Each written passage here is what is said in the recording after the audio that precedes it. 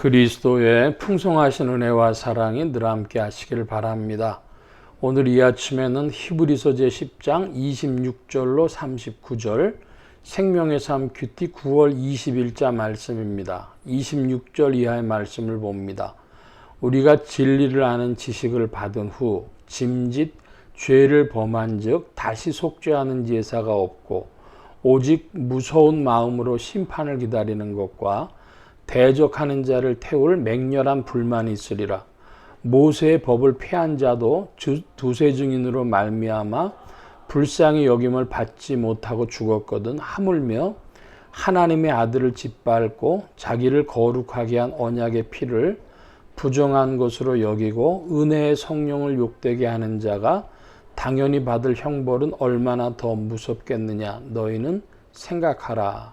26절로 29절까지 말씀을 먼저 보면 26절에 짐짓 죄를 범한 즉 그런 단어가 나옵니다. 짐짓 죄를 범했다는 것은 고의적으로 이런 뜻입니다. 고의적으로 죄를 범한 즉 일부러 죄를 범한 즉 이런 것이고요. 다시 속죄하는 제사가 없다. 이것을 보고 고범죄라고도 부르는데 고범죄는 속죄하는 제사가 없다고 히브리서는 말씀합니다.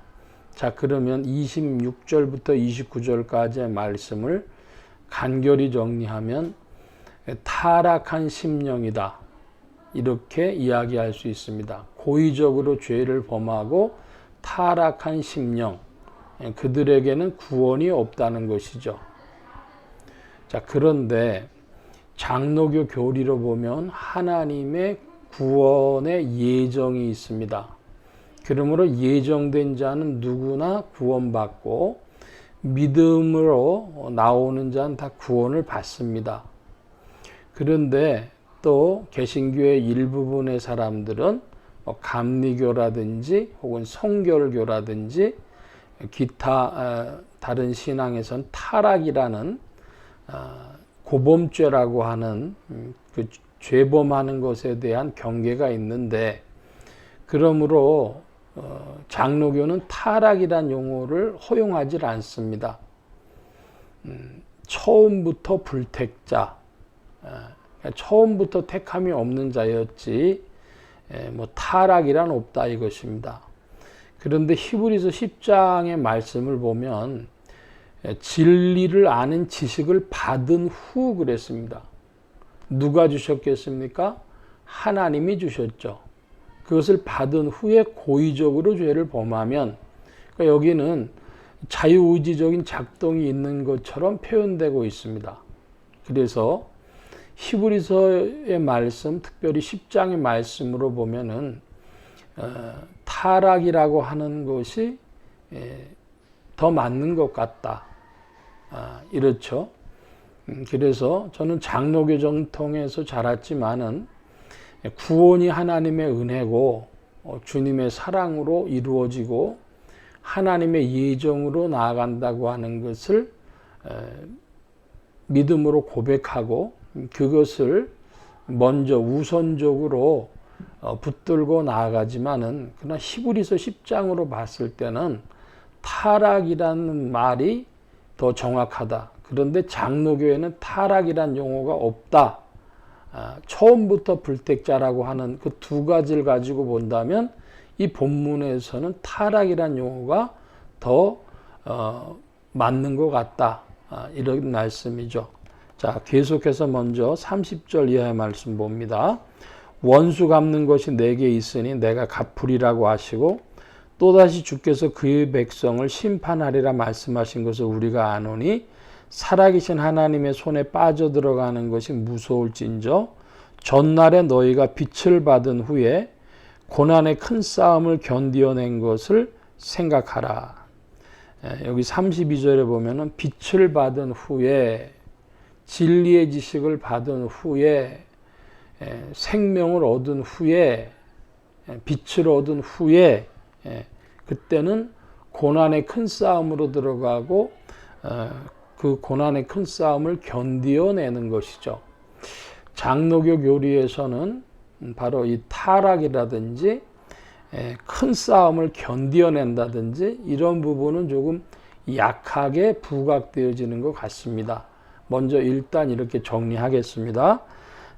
33절 이하의 말씀 봅니다. 혹은 비방과 환난으로서 사람에게 구경거리가 되고 혹은 이런 형편에 있는 자들과 사귀는 자가 되었으니 너희가 갇힌 자를 동정하고 너희 소유를 빼앗기는 것도 기쁘게 당한 것은 더 낫고 영구한 소유가 있는 줄 알미라. 그러므로 너희 담대함을 버리지 말라. 이것이 큰 상을 얻게 하느니라. 너희에게 인내가 필요함은 너희가 하나님의 뜻을 행한 후에 약속하신 것을 받기 위함이라.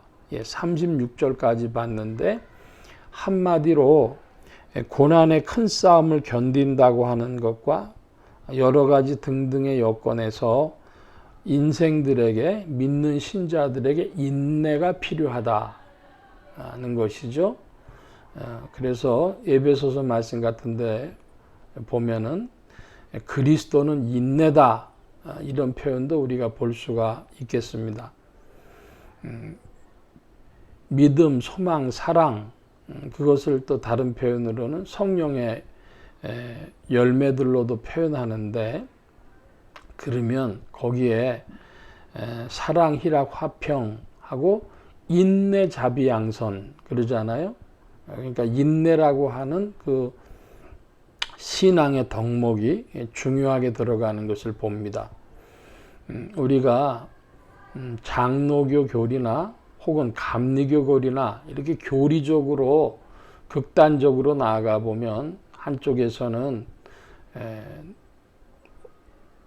타락이라고 하는 것도 없고 또 오직 믿으면 이루어지고, 그러니까 하이퍼 칼비니즘 같은 경우는 그 믿음, 하나님의 은혜와 믿음 그것만 강조하기 때문에 사실은 인내라든지 뭐 이런 덕목이 들었을 자리가 별로 없어요.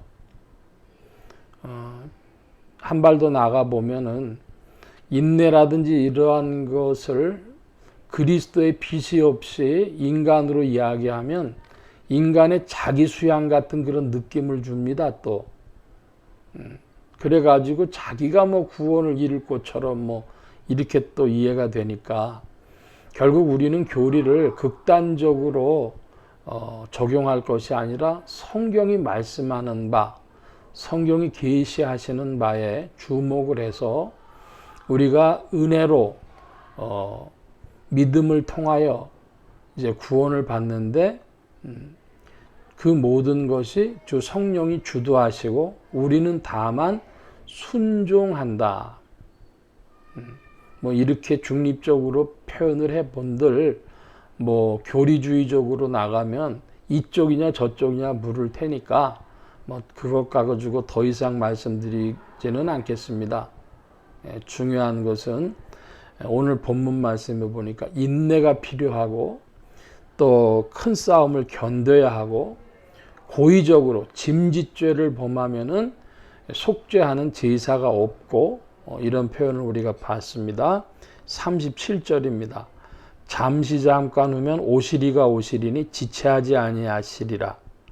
나의 의인은 믿음으로 말미암아 살리라. 또한 뒤로 물러가면 내 마음이 그를 기뻐하지 아니하리라 하셨느니라. 우리는 뒤로 물러가 멸망할 자가 아니요 오직 영혼을 구원함에 이르는 믿음을 가진 자니라.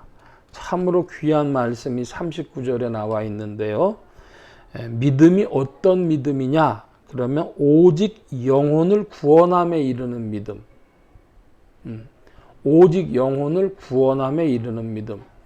그 믿음은 과정도 거치고 또 성령의 열매들도 맺고 천국 곳간에 드릴 것이 있는 열매를 산출하고, 외부의 사람들이 볼 때에는 마치 자기 수양에 힘쓰는 사람처럼도 보이고, 그리고 주님의 비달 아래서는 고난의 큰 싸움을 하는 자요 인내하는 자인 바로 그러한 믿음이죠.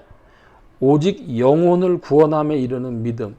그러므로 여러분 그냥 믿음이 아니라 오직 영혼을 구원함에 이르는 그 믿음을 주여 나에게 허락하여 주옵소서 기도하고 평생 주 앞에 겸손하게 나아가는 성도님들 되시기를 축원합니다. 오늘 말씀 여기까지 봅니다. 만복의 근원 되신 주님 함께 하셔서 그리스도의 성령 안에 저에게 믿음을 베풀어 주심에 오직 영혼을 구원함에 이르는 믿음으로 이끌어 주옵소서. 주께서 도우시며 이끄실 줄 믿사오니 순종하며 나아가는 온 교회와 성도들 되게 하여 주옵소서. 주를 찬양하며 의지하올 때 예수 그리스도의 이름으로 기도하옵나이다. 아멘.